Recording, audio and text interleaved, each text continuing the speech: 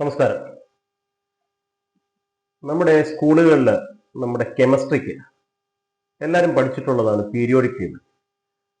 അപ്പോൾ periodic table നമ്മളന്ന് പഠിക്കുമ്പോൾ ഭയങ്കര കടുകട്ടിയായിട്ടുള്ള കുറച്ച് വാക്കുകളുള്ള എലിമെന്റ്സും അല്ലെങ്കിൽ ധാതുക്കൾ, തത്വങ്ങൾ, അങ്ങനെ ഉള്ള കാര്യങ്ങളെ കുറിച്ചൊക്കെ നമ്മൾ പഠിച്ചിട്ടുണ്ട്. അപ്പോൾ ഏറ്റവും എൻ്റെ കൂടെ പഠിച്ച എല്ലാവർക്കും എനിക്ക് അടക്കം ഏറ്റവും പ്രയാസമായി തോന്നിയ ഒരു പരിപാടിയാണ് ഈ പീരിയോഡിക് ടേബിൾ കാണാതെ പഠിച്ചു വയ്ക്കുക എന്ന് പറയുന്നത്. ഇപ്പൊ പീരിയോഡിക് ടേബിൾ പഠിപ്പിക്കാനല്ല ഞാൻ വന്നിരിക്കുന്നത്. ഞാൻ പറയാൻ വന്നത് ഒരു 17 എലമെന്റ്സ്, ആ പീരിയോഡിക് ടേബിളിനകത്തുള്ള ഒരു 17 എലമെന്റ്സ്, ആ 17 എലമെന്റ്സിന് വേണ്ടിയാണ് ഇനി നടക്കാൻ പോകുന്ന ഏത് ലോകമഹായുദ്ധവും നടക്കാൻ പോകുന്നത്.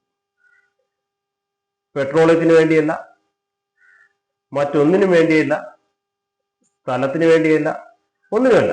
ഇനി ലോകമഹായുദ്ധം നടക്കുന്നുണ്ടെങ്കിൽ ഈ പീരിയോഡിക് ടേബിൾ, നമ്മൾ പഠിച്ചിട്ടുള്ള പീരിയോഡിക് ടേബിളിലുള്ള ഈ 17 എലമെന്റ്സിന് വേണ്ടിയായിരിക്കും. ഈ 17 എലമെന്റ്സിനെയാണ് നമ്മൾ സാധാരണഗതിയിൽ ഇന്ന് ലോകത്തിൽ ഏറ്റവും സെർച്ച് ചെയ്യപ്പെടുന്ന ഒരു വേർഡ് കൂടിയായ റെയർ എർത്ത് എലമെന്റ്സ് അല്ലെങ്കിൽ REE എന്നറിയപ്പെടുന്നു. REE എന്ന് പറയുന്നത് നമ്മുടെ എഫ് ബ്ലോക്കിൽ, പീരിയോഡിക് ടേബിളിന്റെ എഫ് ബ്ലോക്കിൽ ഭൂരിഭാഗവും വരുന്ന പീരിയോഡിക് ടേബിൾ എഫ് ബ്ലോക്കിലാണ്. എഫ് ബ്ലോക്കിൽ ഒരു 57 അറ്റോമിക് നമ്പർ തൊട്ട് 72 അറ്റോമിക് നമ്പർ വരുന്ന നമ്പറാണ് ഏറ്റവും പ്രബലമായത്. ആ കൂട്ടത്തിൽ അല്ലാതെ രണ്ടാമത്തെ നമ്പറിലുള്ള ലിഥിയം, ഇങ്ങനെയുള്ള പലതും ഉണ്ട് അതിന്റെ കൂട്ടത്തിൽ. ഏറ്റവും പ്രധാനം ഇതാണ്, ഈ എഫ് ബ്ലോക്കിലുള്ള എലമെന്റ്സ് ആണ്. എന്താണ് ഇതിന്റെ പ്രത്യേകത എന്ന് ചോദിച്ചു കഴിഞ്ഞാൽ, നമ്മുടെ നവയുഗത്തിന് ആവശ്യമുള്ള ഉപ്പ് തൊട്ട് കർപ്പൂരം വരെയുള്ള സാധനങ്ങൾക്ക് ഇത് ആവശ്യമാണ്. എന്ന് പറഞ്ഞു കഴിഞ്ഞാൽ നമ്മൾ ഏറ്റവും ഉപയോഗിക്കുന്ന നമ്മുടെ കമ്പാനിയനായ നമ്മുടെ മൊബൈൽ ഫോൺ തൊട്ട് ഒരു വയർ അല്ലെങ്കിൽ ഒരു ഫൈബർ ഒപ്റ്റിക് കേബിൾ എടുത്താലും, ഇല്ലെങ്കിൽ ഒരു ഗ്ലാസ് ക്ലീനർ എടുത്താലും, നമ്മൾ കാറൊക്കെ വാഷ് ചെയ്യുന്ന ഗ്ലാസ് ക്ലീനർ ഒക്കെ ഉണ്ടല്ലോ, അതെടുത്താലും, ഇപ്പറയുന്നത് പോലത്തെ ഇതിൽ നിന്നും പോയി സാറ്റലൈറ്റുകളായാലും നവയുഗ ബാറ്ററികളായാലും, അതുപോലെ തന്നെ ഡിഫൻസ് പർപ്പസിന് ഉപയോഗിക്കുന്ന ഏത് സംഗതികളിലായാലും, ഡിഫൻസ് പർപ്പസിന് ഉപയോഗിക്കുന്ന ഏത് സാധനം എടുത്താലും, അത് മിസൈലുകളാവട്ടെ, റഡാറുകളാവട്ടെ, ബാറ്ററികളാവട്ടെ, അത്യാധുനിക കമ്മ്യൂണിക്കേഷൻ രംഗത്തുള്ള സാധനങ്ങളാവട്ടെ, മൊബൈൽ ഫോണുകൾ, വാക്കി ടോക്കി, ഡ്രോണുകൾ, എന്ത് സാധനമാവട്ടെ, ഇതിനൊക്കെ ഈ പറയുന്ന 17 എലമെന്റ്സിൽ ഒന്നോ രണ്ടോ അതിൽ കൂടുതലോ ആവശ്യമുള്ളതാണ്. അതുണ്ടെങ്കിൽ മാത്രമേ അത് പൂർത്തിയാവുകയുള്ളൂ. ഇതാണ് ഈ 17 എലമെന്റ്സിന്റെ, അല്ലെങ്കിൽ നമ്മുടെ പീരിയോഡിക് ടേബിൾ നമ്മൾ വളരെ ശ്രദ്ധിക്കാതെ പോയ 17 എലമെന്റ്സിന്റെ പ്രത്യേകത എന്ന് പറയുന്നത്. അപ്പോ ഇത് എന്തുകൊണ്ടാണ് ഇപ്പൊ എടുത്തു പറയാനുള്ള കാരണം എന്ന് പറഞ്ഞു കഴിഞ്ഞാൽ, ഈ കുറച്ച് ദിവസമായി നമ്മുടെ വ്യാപാര യുദ്ധം നടക്കുന്നുണ്ട്. അമേരിക്ക, ട്രംപ് മാമൻ, ട്രംപ് അമ്മാവൻ ഉണ്ടല്ലോ നമ്മളെ അമേരിക്കയിലെ, ട്രംപ് അമ്മാവൻ വന്ന ശേഷം വ്യാപാര യുദ്ധം ഭയങ്കര കൂടുതലാണ്. എല്ലാവർക്കും താരിഫ് ഏർപ്പെടുത്തുന്നു, വരട്ടുന്നു, ഞാൻ അങ്ങോട്ട് വരും, ഇങ്ങോട്ട് വരും, മിസൈലേക്ക് നിന്നെ പേടിപ്പിച്ചു കളയും. ഇദ്ദേഹത്തിന് ഒരു കുഴപ്പമെന്ന് പറഞ്ഞു കഴിഞ്ഞാൽ, ഇദ്ദേഹത്തിനൊരു 19 വയസ്സായല്ലോ. സാധാരണ മറ്റേ പ്രായം ചെല്ലുമ്പോൾ അഹങ്കാരം മൂത്ത അമ്മാവന്മാരുണ്ടല്ലോ, ആ സ്വഭാവമാണ് ഇദ്ദേഹത്തിനുള്ളത്. അത് മാത്രമല്ല, ഇദ്ദേഹം ഇപ്പോ ചൈനയുമായിട്ട് നടക്കുന്ന ഒരു വ്യാപാര യുദ്ധം, ഇന്ത്യയുമായിട്ടുണ്ട് ഇല്ലെന്നല്ല, പക്ഷേ അതിനെക്കാട്ടിയൊക്കെ സീരിയസ് ആയിട്ട് ചൈനയുമായിട്ടൊരു വ്യാപാര യുദ്ധം നടക്കുന്നുണ്ട്. ഇന്ത്യയുടെ അത്രയും താരിഫുകളൊന്നും ചൈനയ്ക്ക് ചുമത്തിയിട്ടില്ല എന്ന് നമ്മൾ തോന്നും. പക്ഷെ അങ്ങനെയല്ല. ചില അമേരിക്കയിൽ ചൈന ഏറ്റവും കൂടുതൽ വിറ്റഴിക്കുന്ന പ്രോഡക്റ്റുകൾക്ക് വളരെ വൻപൻ താരിഫാണ് ട്രംപ് ഏർപ്പെടുത്തിയിരിക്കുന്നത്. അപ്പൊ ചൈന ഒരു ഉത്തരം പറഞ്ഞു, ഞങ്ങൾക്ക് കുറച്ച് സാധനങ്ങളുടെ പാറ്റന്റ് ഉണ്ട്. ഈ പാറ്റന്റ് നമ്മുടെ രാജ്യരക്ഷ അല്ലെങ്കിൽ രാജ്യസുരക്ഷയ്ക്കും നമ്മുടെ സീക്രസിക്കും, നമ്മുടെ രഹസ്യത്തിനും ഭീഷണിയായി തോന്നുന്നു. അതുകൊണ്ട് അങ്ങനെയുള്ള സാധനങ്ങൾ നമ്മൾ പുറം രാജ്യങ്ങളുമായിട്ട് ഇനി കച്ചവടം ചെയ്യുന്നില്ല, അല്ലെങ്കിൽ ആ ടെക്നോളജികൾ നമ്മൾ പുറം രാജ്യവുമായിട്ട് ഷെയർ ചെയ്യുന്നില്ല എന്നുള്ളൊരു വ്യവസ്ഥ ചൈന വച്ചു. ഇപ്പോൾ അടുത്ത ഒരു 3-4 ദിവസമുള്ള വലിയ വാർത്താ പ്രാധാന്യം എനിക്ക് കിട്ടിയില്ല. പക്ഷെ അത് ലോകത്തിന്റെ പല ഘടനയും മാറ്റിമറിക്കുന്ന ഒരു തീരുമാനമായിരുന്നു. അതിനുശേഷം ചൈനയ്ക്കകത്ത് വളരെ വലിയ മാറ്റങ്ങൾ വന്നു.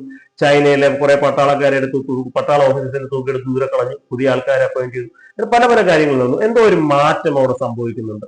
അതുപോലെ അമേരിക്കയിലും ഒരു മാറ്റം സംഭവിക്കുന്നുണ്ട്. ഇതിന് പ്രധാന കാരണം ഈ പറയുന്ന 17 വില്ലന്മാരാണ്. ഈ 17 വില്ലന്മാര് ലോകത്തിലെ പല സ്ഥലങ്ങളിലും ഇതിൻ്റെതായ ധാതുക്കൾ നമുക്ക് ലഭ്യമാണ്. ഇന്ത്യയിലും പല സ്ഥലങ്ങളിലും ഇപ്പം എക്സ്കവേഷൻസ് നടന്നു വരുന്നു, പരീക്ഷണങ്ങൾ നടന്നു വരുന്നു, അവൈലബിൾ ആണ്. ഇന്ത്യയിൽ ഈ 17 എലമെന്റ് ഏകദേശം ഒരു 10-14 എണ്ണം വരെ അവൈലബിൾ ആണ് ഇന്ത്യയിൽ പല സ്ഥലത്തും. ചിലപ്പോൾ 17 അവൈലബിൾ ആയിരിക്കും. നമ്മൾ പൂർണ്ണമായും പരീക്ഷണങ്ങളുമായി മുമ്പോട്ട് പൊയ്ക്കൊണ്ടിരിക്കുന്നതേ ഉള്ളൂ. അതുപോലെ തന്നെ ഓസ്ട്രേലിയയിൽ അവൈലബിൾ ആണ്, കാനഡയിൽ അവൈലബിൾ ആണ്, അമേരിക്കയിൽ ഇതിന്റെ ഒരു വലിയ ഖനിയുണ്ട്. ഈ 17 എലമെന്റ്സിന്റെ പല ഇതും കിട്ടുന്ന ഒരു വലിയ ഖനി അമേരിക്കയിലുണ്ട്. അതുപോലെ ആഫ്രിക്കൻ രാജ്യങ്ങളിൽ ഇത് വളരെ കൂടുതലുണ്ട്. പിന്നെ അഫ്ഗാനിസ്ഥാൻ, പാകിസ്ഥാന്റെ ബലൂചിസ്ഥാൻ, നമ്മൾ അറിഞ്ഞില്ലേ നമ്മുടെ റാവൽപിണ്ടി ഇന്ന് കുറെ എണ്ണം അങ്ങോട്ട് കയറി പോയല്ലോ ഇസ്ലാമാബാദിൽ നിന്ന് ട്രംപിനെ കാണാൻ വേണ്ടി. പെട്ടിക്കകത്ത് കുറെ പൊടിയും മണ്ണും ഒക്കെ ആയിട്ട് കല്ലും ഒക്കെ ആയിട്ട്. അത് ഈ സാധനമാണ്. ഇത് ഞങ്ങളവിടെ ഉണ്ട് എന്ന് തെളിയിക്കാൻ വേണ്ടിയാണ് നുള്ളി പറക്കിക്കൊണ്ട് പോയത്. അപ്പൊ ഇതിന് പറ്റുന്ന സംഗതി എന്ന് പറഞ്ഞു കഴിഞ്ഞാൽ ചൈന ഇങ്ങനെ ഒരു തീരുമാനം എടുക്കും. അങ്ങനെ എങ്ങനെ ചൈനയ്ക്ക് തീരുമാനിക്കാൻ പറ്റും? ഇവിടെയാണ് നമ്മുടെ ചൈന എന്ന് പറയുന്നവന്റെ ബുദ്ധി ശ്രദ്ധിക്കേണ്ടത്. കഴിഞ്ഞ 30 വർഷമായിട്ട് ചൈന ചതിനാന്ന് വിളിക്കുക, അവന്റെ ചതിയന്മാരായിട്ട് ചതിനാന്ന് വിളിക്കും. അപ്പോ ഈ കഴിഞ്ഞ 30 വർഷമായിട്ട് ഈ ചൈന ഈ റെയർ എർത്ത് എലമെന്റ്സിന്റെ പിറകിൽ എന്ന് പറഞ്ഞാൽ ഇവിടെ കിട്ടുമെന്നൊക്കെ അവർക്കറിയാം. ചൈനയിൽ തന്നെ ഒട്ടുമുക്കാൽ സാധനമുണ്ട്, അവർക്ക് വലിയ വലിയ ഖനികളും ഉണ്ട് തീർക്കുന്നത്. പക്ഷെ ഇത് കിട്ടുന്ന കാര്യമല്ല, ഇത് കിട്ടുന്നത് വളരെ കോംപ്ലിക്കേറ്റഡ് ആയിട്ടുള്ള കോമ്പൗണ്ട് ഫോമിലായിരുന്നു. നമുക്ക് പല മെറ്റൽസും ഒക്കെ നമുക്ക് മേടിച്ചെടുക്കുന്ന ഗോൾഡ് ഒക്കെ വളരെ ഈസിയാണ്, ഒരുക്കി ഒന്ന് പ്യൂരിഫൈ എടുത്താൽ മതി. ചിലതൊക്കെ കോമ്പൗണ്ട് ഫോമിലായിരിക്കും, അലൂമിനിയം. അപ്പൊ ഇതൊക്കെ കോമ്പൗണ്ട് ഫോം, അതിനെ വേർതിരിച്ചെടുക്കണം. അപ്പൊ അതിനൊക്കെ സിങ്ക്, ഇതിനൊക്കെ വളരെ ഇപ്പം എല്ലാവർക്കും നാട്ടുകാർക്കെല്ലാം അറിയാവുന്ന മെത്തേഡുകളുണ്ട്. പക്ഷേ ഈ 17 എലമെന്റ്സ് വളരെ കോംപ്ലിസിറ്റിയിലുള്ള കോമ്പൗണ്ടുകളായിരിക്കും. ഇതിനെ വിഘടിപ്പിച്ചെടുക്കുക എന്നുള്ളത് വളരെ പ്രയാസമേറിയ ജോലിയാണ്.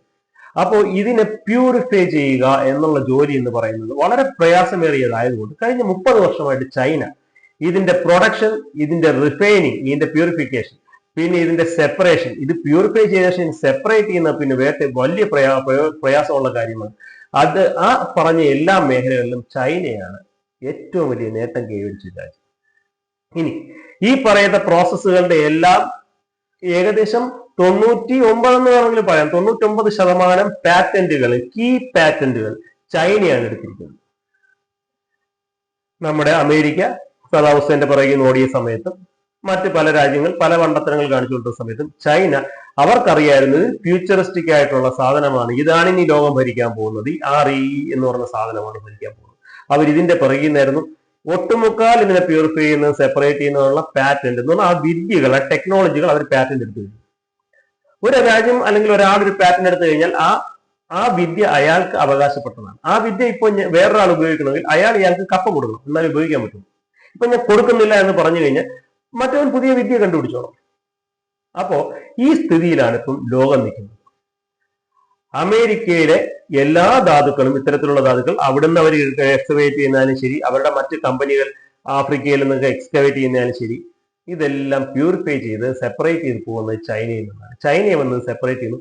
അത് ഇന്ത്യ ആയാലും ശരി, അമേരിക്ക ആയാലും ശരി, ലോകത്തിലുള്ള എല്ലാ രാജ്യങ്ങളും ചൈനയാണ് ഈ പറയുന്ന റെയർ എർത്ത് എലമെന്റ്സിന് വേണ്ടി, അതിന്റെ പ്യൂരിഫിക്കേഷൻ സെപ്പറേഷന് വേണ്ടി കുഴിച്ചെടുത്തിട്ട് ഒരു കാര്യമില്ല. ഇത് പ്യൂരിഫൈ സെപ്പറേറ്റ് ചെയ്യണം, ഇതിനു വേണ്ടി ഡിപ്പെൻഡ് ചെയ്യുന്നത് ചൈനയാണ്. ഈ ഒരു സത്യം ഇന്നും പല വാർത്താമാധ്യമങ്ങളും വ്യക്തമായി പറഞ്ഞു കാണുമെന്ന് എനിക്ക് തോന്നുന്നില്ല. ഇവിടെയാണ് ചൈന ലോകത്തെ ഭരിക്കാൻ വെച്ചിരുന്ന ഒരു ഐഡിയ. ഇത് മുന്നിൽ കണ്ടിട്ടാണ്, അല്ല ട്രംപിന്റെ താരിഫ് മാത്രമൊന്നുമില്ല നരേന്ദ്രമോദിജി പറഞ്ഞത്, നമ്മൾ സ്വയം പര്യാപ്തത കൈവരിക്കണം. അത് മൈക്രോ പ്രോസസ്സേഴ്സിലാണെങ്കിലും സെമി കണ്ടക്ടേഴ്സിലാണെങ്കിലും ഇതിലെല്ലാം വരുന്നത്, ഇതിലേതെങ്കിലും ഒന്നോ ഒന്നിലധികമോ വരുന്ന റെയർ എർത്ത് എലമെന്റ്സ് ആണ് വരുന്നത്. അപ്പൊ ഇതിലെല്ലാം നമ്മൾ സ്വയം പര്യാപ്തത കൈവരിക്കണമെങ്കിൽ ആദ്യം ഇത് ഉണ്ടാക്കാൻ നമ്മൾ സ്വയം പര്യാപ്തത കൈവരിക്കണം. അതിന് ഭാരതത്തിന് വളരെയധികമായിട്ടുള്ള വളരെ പെട്ടെന്നുള്ള എക്സ്പെരിമെന്റ്സ് നടന്നുകൊണ്ടിരിക്കുന്നു. പക്ഷേ അമേരിക്കയെ പോലുള്ള വൻകിട രാജ്യങ്ങൾ എന്ന് പറഞ്ഞാൽ ഏറ്റവും കൂടുതൽ ഉപഭോഗം ചെയ്യുന്ന രാജ്യങ്ങൾ, ഏറ്റവും കൂടുതൽ ഉപയോഗിക്കുന്ന രാജ്യങ്ങൾ, ഐഫോൺ പോലുള്ള ഫോൺ മേക്കിംഗ് എല്ലാ തരത്തിലും അവരുടെ ആയുധങ്ങൾ, അവരുടെ സ്റ്റെൽത്ത് പ്ലെയിനുകൾ പോലും ഇതിന്റെ ഒന്നിലധികം ധാതുക്കളുടെ കോമ്പോസിറ്റുകളുടെ അവരുടെ സ്റ്റെൽത്ത് ഫ്ലൈറ്റുകളുടെ പ്ലെയിനുകളുടെ പോലും അടിസ്ഥാനം എന്ന് പറയുന്നത്. ഇതെല്ലാം ചൈനയിൽ നിന്നുമാണ് അവർ ഡിപ്പെൻഡ് ചെയ്തിരുന്നത്. ഇപ്പൊ ചൈനയെ വരെ പൂട്ടിയപ്പോൾ വളരെ പെട്ടെന്ന് ട്രംപിന് ഭ്രാന്ത് പിടിച്ചിട്ടുണ്ട്. ട്രംപ് നല്ല രീതിയിൽ ഭ്രാന്ത് പിടിച്ചിട്ടുണ്ട്. യഥാർത്ഥ ലക്ഷ്യം ട്രംപിന്റെ ഇന്ത്യയോ അല്ലെങ്കിൽ മറ്റുള്ള രാജ്യങ്ങളോ അല്ല, ചൈനയും നോർത്ത് കൊറിയയുമാണെന്നുള്ളതാണ് സത്യം. ഇതിന് കഥയ്ക്ക് കുറച്ചും കൂടി ക്ലാരിറ്റി വരണമെങ്കിൽ നമുക്കൊരു കുറച്ച് ദിവസം കൂടെ വെയിറ്റ് ചെയ്യേണ്ടി വരും. എന്തെന്ന് പറഞ്ഞു കഴിഞ്ഞാൽ ഇപ്പോ പിന്നെ കോട്ട് എന്ന് പറഞ്ഞ അവരുടെ ഒരു അസോസിയേഷൻ ഇന്ത്യ മെമ്പറാണ്. അതിന്റെ മീറ്റിംഗ് ജപ്പാനിൽ വെച്ച് നടക്കുന്നത്. ഈ കോട്ട് മീറ്റിംഗിൽ വരുന്ന ട്രംപ് ജപ്പാൻ, ഫിലിപ്പൈൻസ്, പിന്നെ സൗത്ത് കൊറിയ, ഈ 3 രാജ്യങ്ങൾ സന്ദർശിക്കുന്നുണ്ട്. ഇത് കഴിഞ്ഞിട്ട് വരുന്ന നവംബർ 2-ാം തീയതി, ആ 2-ാം തീയതി ഇദ്ദേഹം ആരുമായിട്ടും ഒരു മീറ്റിംഗ് ഷെഡ്യൂൾ ചെയ്തിട്ടില്ല. ആരാണ്? നമ്മുടെ ട്രംപ്. അതിനൊരു അഭ്യൂഹം നടക്കുന്നുണ്ട്. അതിന്റെ അദ്ദേഹത്തിന്റെ ഷെഡ്യൂൾ എന്താണെന്ന് പറഞ്ഞിട്ടില്ല. നവംബർ 2-ാം തീയതി അതിന്റെ അഭ്യൂഹം നടക്കുന്നുണ്ട്. ഒരഭ്യൂഹം, നരേന്ദ്രമോദിയെ കാണാൻ ഇന്ത്യയിൽ വരും, വ്യാപാര കാണാൻ ഇന്ത്യയിൽ വെച്ച് ഒപ്പിടും എന്നുള്ളതാണ് കാര്യം. നരേന്ദ്രമോദിയുടെ വായിൽ നിന്ന് രണ്ട് പുകഴ്ത്തിലേക്കാം. അതുപോലെ ഇന്ത്യയിൽ വന്ന് ഒപ്പിടുമ്പോഴത്തേക്ക് നരേന്ദ്രമോദിയെ സംബന്ധിച്ചിടത്തോളം അദ്ദേഹത്തിന് ഒരു വിജയമാണ്. ഇല്ല എന്നുണ്ടെങ്കിൽ ഇദ്ദേഹം നോർത്ത് കൊറിയയുമായി ഒരു സന്ധി ഉണ്ടാക്കാൻ ഇറങ്ങിപ്പുറത്തു. നോർത്ത് കൊറിയയുമായിട്ട് ഒരു മീറ്റിംഗ് വിളിക്കും. ഇതാണ് ഇവിടെ പറയുന്ന അഭ്യൂഹങ്ങൾ രണ്ടാണ്. കാര്യം, ചൈനയെ ലക്ഷ്യം വെച്ച് ചൈനയെ കൗണ്ടർ ചെയ്യുക എന്നുള്ള ഒരേ ഒരു ലക്ഷ്യമാണ് ഇപ്പോൾ ട്രംപിനുള്ളത്. ചൈന ഇത്തരത്തിൽ ഒന്ന് കുരുക്കിയാൽ കുറച്ചു നാളത്തേക്കെങ്കിലും ലോകം മുഴുവനുള്ള എല്ലാ വിപണികളും എല്ലാ തരത്തിലുള്ള പ്രൊഡക്ഷനും ഒന്ന് ശ്വാസം മുട്ടും എന്നുള്ളത് ഉറപ്പാണ്. ഈ കയർ ചൈന ആദ്യമേ തയ്യാറാക്കി വെച്ചിരുന്നു. ലോകത്തിനൊന്ന് ശ്വാസം മുട്ടിപ്പിക്കാനുള്ള ഈ കയർ ചൈന തയ്യാറാക്കി വെച്ചിരുന്നു എന്നുള്ളത് ആരും മുൻകൂട്ടി കണ്ടില്ല എന്നുള്ളതാണ്. അവർക്ക് ഈ 90% വരുന്ന പാറ്റന്റുകളും കരസ്ഥമാക്കാൻ പറ്റി എന്നുള്ളതിന്റെ സത്യം. നന്ദി.